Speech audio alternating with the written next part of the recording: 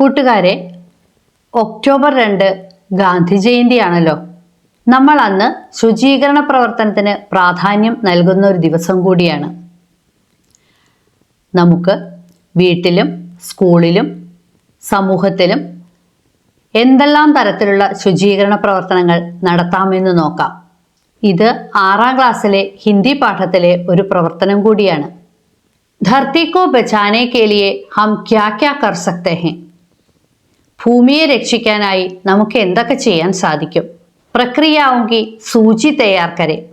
പ്രവർത്തനങ്ങളുടെ ഒരു ലിസ്റ്റ് തയ്യാറാക്കാനാണ്. 3 പട്ടികയാണ് തയ്യാറാക്കേണ്ടത്. ഘർ may, school may, Samaj may.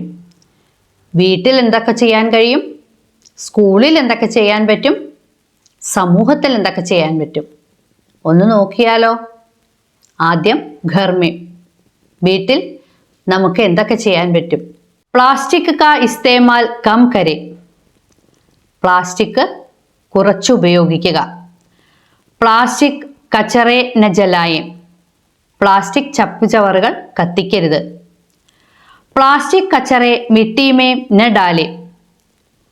Plastic ചപ്പുചവറുകൾ മണ്ണിൽ ഇടരുത്.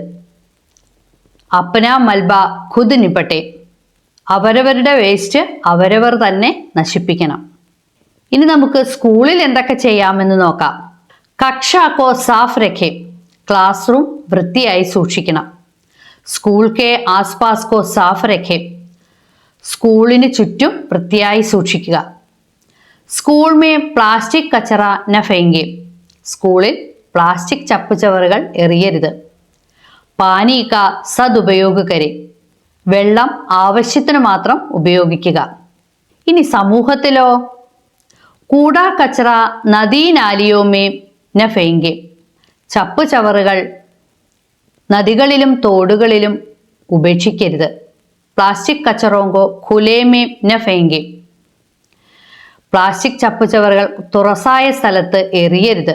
പ്ലാസ്റ്റിക് ന ജലായേ. Plastic കത്തിക്കരുത്. Sadak, park ജൈസി സാമാജിക് ജഗഹോങ്കോ SAFF രഖേ. Road, park മുതലായ പൊതു ഇടങ്ങളെ വൃത്തിയായി സൂക്ഷിക്കുക. കൂട്ടുകാരെ, നിങ്ങളുടെ മനസ്സിൽ ഇനിയും ആശയങ്ങളുണ്ടെന്ന് എനിക്കറിയാം. അതെല്ലാം കണ്ടെത്തി എഴുതണം.